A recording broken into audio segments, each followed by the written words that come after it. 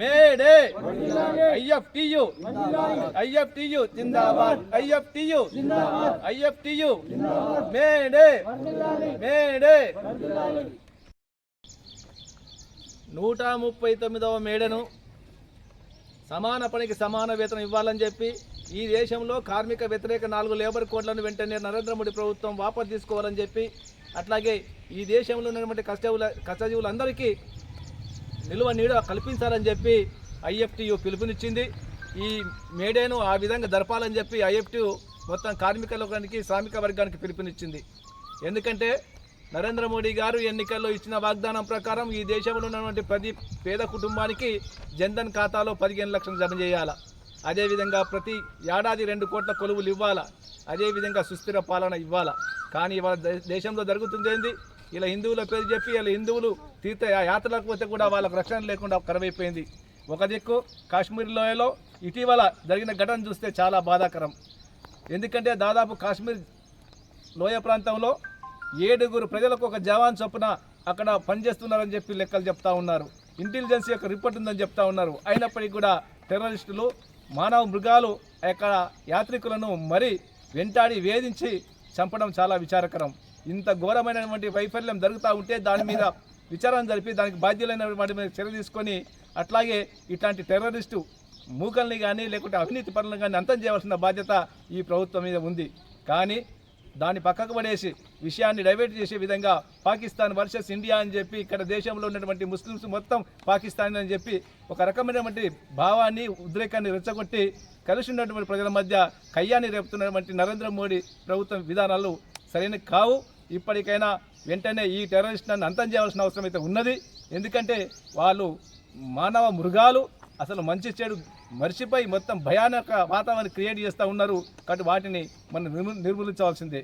ఇకపోతే ఇవాళ మేడే అయినటువంటిది ప్రపంచ కార్మిక దినోత్సవం. 8 గంటల కోసం జరిగిన పోరాటం ఇలా ప్రపంచవ్యాప్తంగా 8 గంటల పని విధానం జరుగుతూ ఉంది. కానీ సుస్థిర పాలన, ఉపాధి భద్రతను పేరు చెప్పినటువంటి నరేంద్ర మోడీ గారు ఇవాళ 12 గంటల పని తీసుకొస్తుంటూ అది దుర్మార్గం. కాబట్టి లేబర్కి వ్యతిరేకంగా ఏది చేసినా మేము ఐఎఫ్టీగా అపోజ్ చేస్తాం, దానికి వ్యతిరేకంగా పోరాడతాం.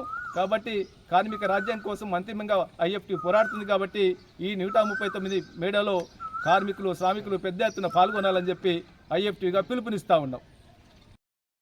ఇప్పుడు మేడే 139వ మేడేను జరుపుకోవడానికి కార్మిక శక్తి అంతా కూడా సన్నద్ధం కావాలి. ఈ దేశంలో ఉన్నటువంటి ప్రతి చైతన్యవంతులైనటువంటి కార్మికులందరూ కూడా రేపు ఎల్లుండి జరగబోయే మేడేను మనము జయప్రదం చేసుకోవడానికి ప్రతి ఒక్కరు కూడా ముందుండాలి.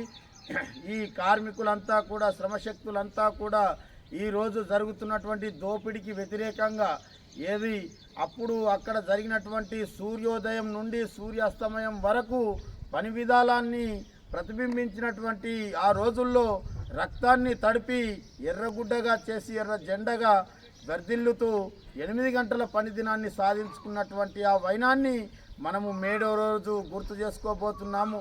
మేడే రోజు అందరూ కూడా ఏదైతే జాతీయ పిలుపు మేరకు ఏదైతే జరగబోతుందో ఆ రోజు పండగ రోజు, ఆ రోజు ప్రతి కార్మికుడు, ప్రతి శ్రామికుడు, ప్రతి వ్యక్తి కూడా చైతన్యంలో ఉండి మేడేను వర్ధిల్లింపజేయడానికి ముందుండాలని చెప్పి మేము పిలుపునిస్తున్నాం.